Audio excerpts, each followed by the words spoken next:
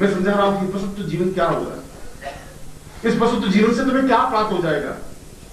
इस जहाज से, संतान से और 2-4 लाख रुपए पीछे छोड़ के चले भी जाओगे तो क्या मिल जाएगा। तुम्हारे पिताजी ने 20 लाख रुपए छोड़ गए तो क्या हो गया। ऐसे सैकड़ों कुबेर बिरला बैठे हैं, टाटा बैठे हैं, जिन्होंने लाखों रुपए कमाए, मगर उनको नींद नहीं प्राप्त होती। जब उनके पास जाते हैं तो गुरुजी हाथ जोड़ के प्रार्थना करते हैं, गुरुजी आप हमारे गुरु हैं, एक थोड़ा सा आप हमें दे सके तो ऐसा दीजिए कि मेरे जीवन में बहुत एक इच्छा है। मैं मृत किशोर जी बिरला की बात कर रहा हूं जो अरब खरबपति है। इनका क्या, तुम्हारे क्या समस्या है। मेरे शिष्यों की समस्या तो हो सकती है, तुम्हें क्या प्रॉब्लम है कि गुरुजी बस एक इच्छा बाकी रह गई। क्या रह गई कि गुरुजी डायबिटीज है, ब्लड प्रेशर भी है, 2 बार हार्ट अटैक हो चुका है, मैं शक्कर खा नहीं सकता, डबल रोटी खा नहीं सकता, गैस बनती है, मक्खन खा नहीं सकता कुछ, मैं दूध में चीनी मिला के भी नहीं खा सकता, मैं ज्यादा भाग दौड़ भी नहीं कर सकता। और वे कैसे घूमते हैं तुम्हें साथ, उनको घूमने की क्रिया मालूम नहीं है। मैं सुबह डॉक्टर ने कहा आप थोड़ा घूमना कीजिए, हेल्थ अच्छी मेंटेन होगी। और हेल्थ मेंटेन करने के लिए थोड़ा सा बाहर, घर के बाहर घूमने के लिए निकलते हैं, पीछे पीछे एम्बेसडर कार चलती रहती है, ड्राइवर लेके 20 कदम पे आंकड़े लग जाते हैं, उस कार में याद करके घर लाके बिठा देते हैं। ये उनका घूमना, ये वॉकिंग। अगर तुम ऐसा आनंदमय जीवन जीना चाहते हो तो फिर तुम्हें इस व्यापार की तरफ दौड़ने की बहुत जरूरत है, फिर तुम ऐसा कर सकते हो। मैंने कहा फिर ये तुम्हारा समस्या क्या है। उनका गुरुजी बस जिंदगी में मरने से पहले एक ही इच्छा है कि खूब तेजी के साथ भूख लगे और एक थाली में दाल लूं और उसमें 2 रोटी चूर के खा लूं, पच जाए, ऐसा गुरुजी। अब आप कल्पना करिए कि उनके पास हजारों करोड़ों रुपए होने के बावजूद भी आनंद नहीं, हाथ से मिल नहीं सकता, आनंद नहीं मिल सकता, उनको संभव नहीं है, इसलिए कि जीवन का अर्थ समझा ही नहीं, उनके जीवन में कोई गुरु नहीं मिल पाया। और मिले तो जीवन के उस क्षण में जाके मिले जब जीवन का अर्थ ही चुक गया। आज तो तुम्हें ताकत है कि तुम जोधपुर से और भारत से दौड़ के पशुपतिनाथ मंदिर तक, काठमांडू तक आ सकते हो। आज 10 साल बाद नहीं आ पाओगे, तुम्हारा शरीर कमजोर हो जाएगा। उसमें तुम साधना भी नहीं कर सकते, उसमें तुम सुबह उठ के स्नान भी नहीं कर सकते, उसमें तुम मंत्र जाप नहीं कर सकते। जो कुछ हो सकता है वो जवानी में हो सकता है। बहादुरी, साहस, शौर्य, ताकत और आगे बढ़ने की क्रिया, सुनिश्चित जीवन और व्यस्त जीवन, साधनाएं और जो कुछ भी इस जीवन में तुम्हारे हो सकता है, इसके बाद कुछ नहीं हो पाएगा।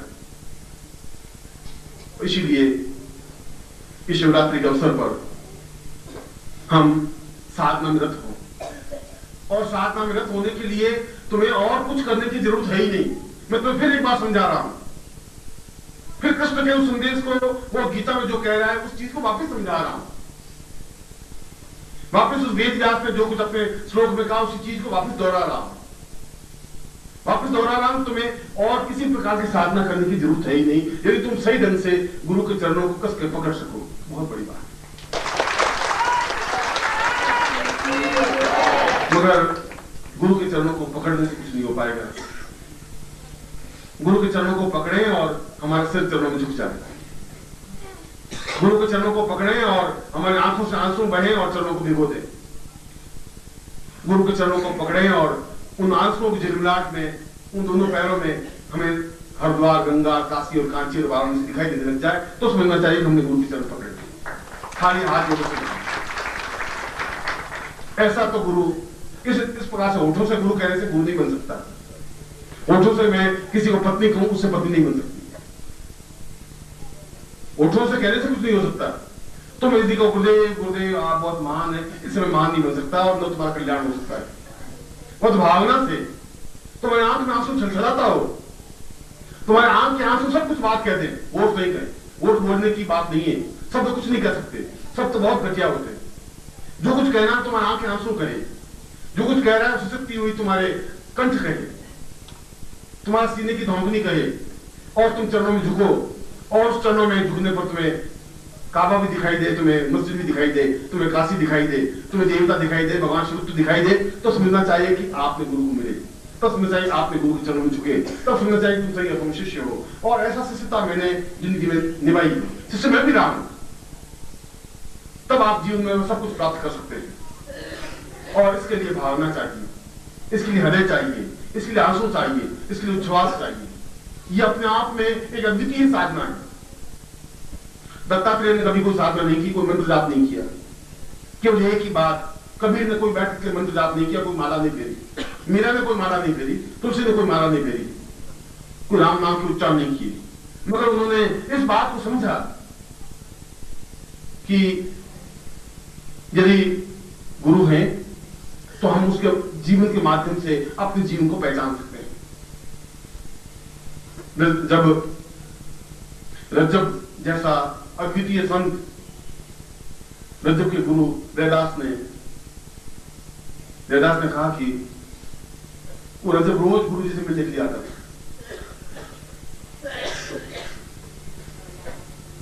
एक दिन 365 दिन में 365 दिन आता था। ऐसा कोई दिन होता ही नहीं रज्जब आवे रैदास को नहीं मिले, गुरु के साथ नहीं मिले, ऐसा संभव ही नहीं था। एक बार 2 दिन तक आया ही नहीं। तो क्या बात है, रज्जब क्यों नहीं आया? 30 दिन रज्जब आया तो पूछा क्या बात है, तुम आए नहीं? गुरु जी मेरी सगाई हो गई। गुरु जी अच्छा सगाई तेरी हो गई, ठीक, सगाई तो होगी, वो शादी में करना, ये जाने का, अभी तक तो कोई बात नहीं।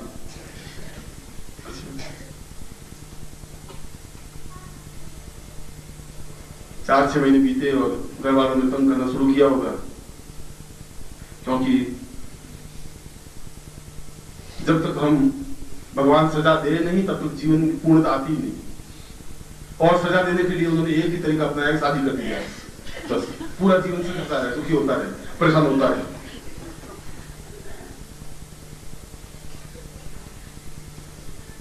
जब रैदास जा रहे थे रास्ते में और सामने घोड़े के ऊपर बैठा हुआ रज्जब आ रहा था, मोड़ बंधा हुआ और आगे फूलों की झाड़ियां लटकी हुई और पीछे बराती ढोल बजाते हुए चल रहे थे कि हम फंसे हुए हैं, साला तुम भी फंसे।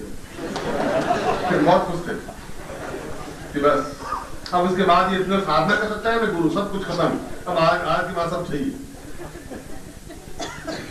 छोड़ेंगे नहीं सारे उसको। और जब घोड़े के ऊपर बैठा हुआ था, घोड़े के ऊपर इसलिए दूल्हे को बिठाते हैं कि गधा गधे के ऊपर बैठ सकता।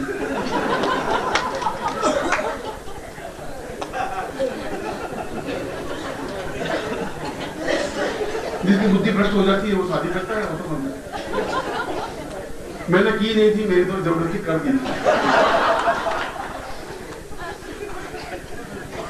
इसलिए घोड़े को बिठा देते। सामने रैदास आ रहा था और रज्जब को देखा और आंख से आंख टकराई। वो नीचे पैदल चल रहा था रैदास, वो घोड़े के ऊपर बैठा हुआ, और एक आंख से आंख मिली और उसने कहा कि रज्जब थे गजब, ये क्या कर दिया तुमने, गजब कर दिया तुमने, जिंदगी को खत्म हो गई। और चोट लगी, रज्जब नीचे उतर गया और उतर करके गुरु के पैर पकड़े। मैं बहुत गलती कर रहा था, मैं जीवन का अर्थ ही भूल गया, चिंतन ही भूल गया था। और ठोकर लगने के लिए कोई लंबा चौड़ा इतिहास चाहिए नहीं, तुम्हारे जीवन को समझने के लिए 2-4 साल नहीं चाहिए, तुम्हें जीवन को समझने के लिए 4 से साधना करने की जरूरत नहीं है। बहुत तो एक क्षण आता है, ठोकर लगी और एहसास किया, मैंने कहा तुम्हारा दिल उतर गई बात। रैदास ने कहा जब तुमने ये क्या किया, और नीचे उतर गया, पांव पकड़ लिए और निकल गया एकदम, और निकल गया। आज रज्जब जैसा संत हमारे भारतवर्ष को मिल गया, कबीर जैसा मिल गया। पत्नी रत्नावली ने एक कहा कि अस्त चरम दे ममता में जैसी प्रीति, इस मांस के लोथड़ा में तुझे इतनी प्रीति, तुलसी को कहा और एक ठोकर लगी तुलसी और उतर गई नीचे। वापिस रत्नावली तक ताका नहीं और रामचरितमानस जैसा महान अद्वितीय ग्रंथ लिख दिया। जीवन को समझने के लिए ठोकर की जरूरत है, और ठोकर तो जीवन में कभी भी लग सकती है। लगे, गुरु ने कहा और अंदर उतर गई कोई बात, और ये ठोकर कई बार मारी। मगर ये बार बार का जीवन तुम्हारा मेरा नहीं कर सकता है। जरूर मैंने तुमसे वायदे किए थे, किसी जीवन में ये वायदा किया था कि मैं तुम्हें पूर्णता तक ले जाऊंगा। पिछले जीवन में वायदा किया, उससे पिछले जीवन में वायदा किया, 10 जीवन पहले वायदा किया और कहा मैंने वायदा किया तुमसे, मैं इस बात को स्वीकार करता हूं कि मैं तुम्हें इस साधना के माध्यम से अपने जीवन की पूर्णता तक और मृत्यु की ओर नहीं, जहां तुम्हारा शरीर शांत नहीं हो सकता, जहां यमराज तुम्हें ले जा नहीं सकते, जहां मृत्यु तुम्हें खत्म नहीं कर सकती, उस चीज जो है तुम्हें पहुंचा दूंगा। मगर हर बार तुम उंगली छोड़कर चलते गए, और आज भी मैं वैसी आवाज दे रहा हूं इस शिवरात्रि पर्व पर। आज भी मैं तुम्हें वही चेतावनी दे रहा हूं, आज भी मैं तुम्हें कस करके वापस हाथ पकड़ रहा हूं, वापस अपनी बात समझा रहा हूं, वापस तुम्हारे हृदय में एक बात उतार रहा हूं, वापस मैं तुम्हारे चिंतन को समझा रहा हूं कि तुम मेरी जिंदगी के में धड़कन हो, चेतना हो, प्राण हो, तुम मेरे हो, मेरे आत्मीय हो, हृदय से बहुत ज्यादा निकट हो तुम। मगर ये बार बार का जन्म लेने से तुम्हें जीवन में कुछ नहीं मिल सकता। पत्नी के माध्यम से, पति के माध्यम से, संतान के माध्यम से मिल नहीं सकता, और तुम इसको छोड़ नहीं सकते। ये तुम्हारी और मेरे बीच में कसमसाहट है। मगर फिर भी तुम साधना में बंद करके, गुरुत्व में बंद करके अपने आप इस जीवन में सब कुछ प्राप्त करने की क्रिया की और अग्रसर हो सके, ठोकर लग सके, ऐसे हृदय में लात उतर सके, ऐसा एहसास हो सके कि मुझे इस जीवन में सब कुछ प्राप्त कर लेना है, आनंदमय और मृत्यु श्रेष्ठतम पूर्णत्व, जहां हमारे वेद ने कहा है पूर्णमदः पूर्णमिदं पूर्णात् पूर्णमुदच्यते, और हम अपनी आंखों के माध्यम से उस भगवान शंकर के स्वरूप को विग्रह देख सकें, शिव और शक्ति को अपने सामने खड़े हुए देख सकें, बैठे हुए देख सकें। ऐसा जीवन तुम्हारे पास होना चाहिए, ऐसी दृष्टि तुम्हारे पास होनी चाहिए, और वह दृष्टि तुम्हें प्राप्त हो तभी पशुत्व से देवत्व की ओर बढ़ सकोगे, और तुम देवत्व बन सको। मैं ऐसा ही तुम्हें आशीर्वाद दे रहा हूं।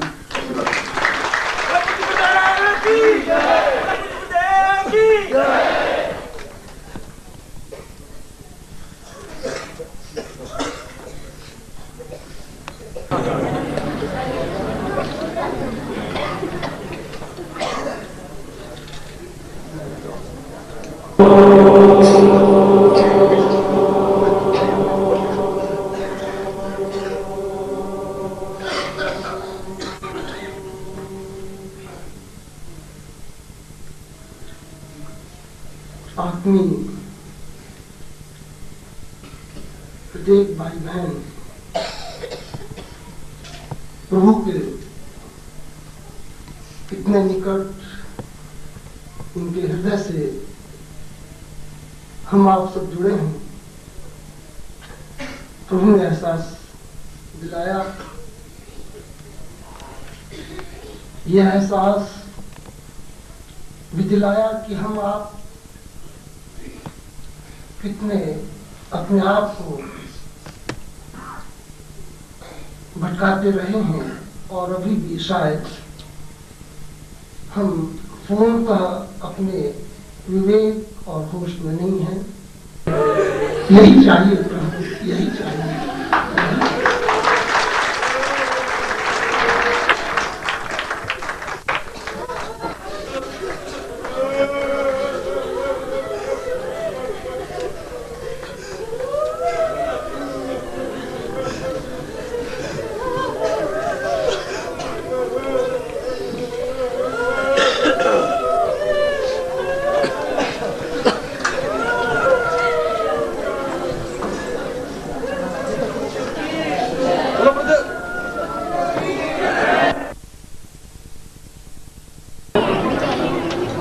दीक्षा तो लेनी ही है, दीक्षा के माध्यम से जुड़ना ही है, इसके बगैर कोई चारा नहीं है।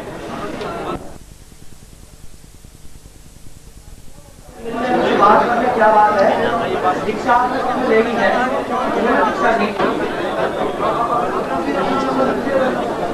तू ही जगत नियंता, तू ही है, तू ही गुरु है, तू ही प्रभु है, तू ही गुरु है, तू ही मेरी माता पिता भी तू ही है, तू ही मेरी माता पिता भी तू ही है, तू ही मेरे भाई सखा भी तू ही है, तू ही मेरे भाई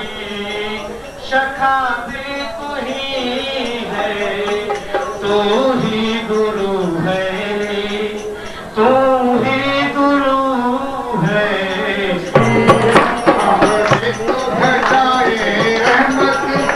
हर रोज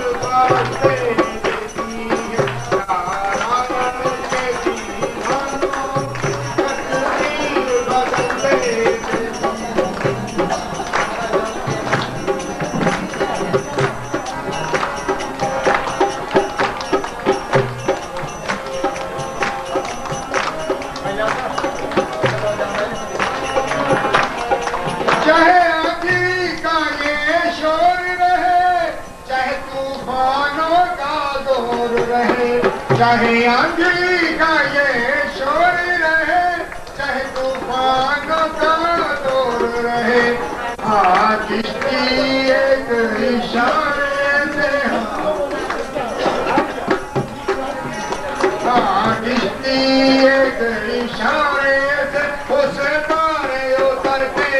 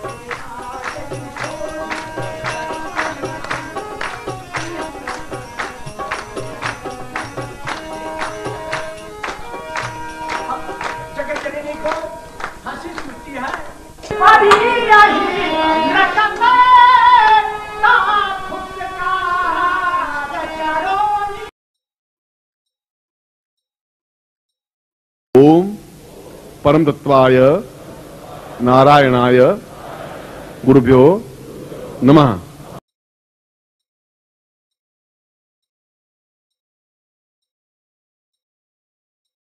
ओम ह्रीं मम प्राण देह रोम प्रतिरोम चैतन्य जाग्रय ह्रीं ओम नमः।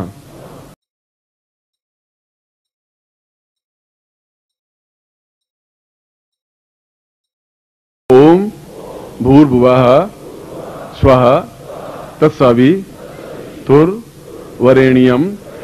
भर्गो देवस्य धीमहि धियो यो नः प्रचोदयात्।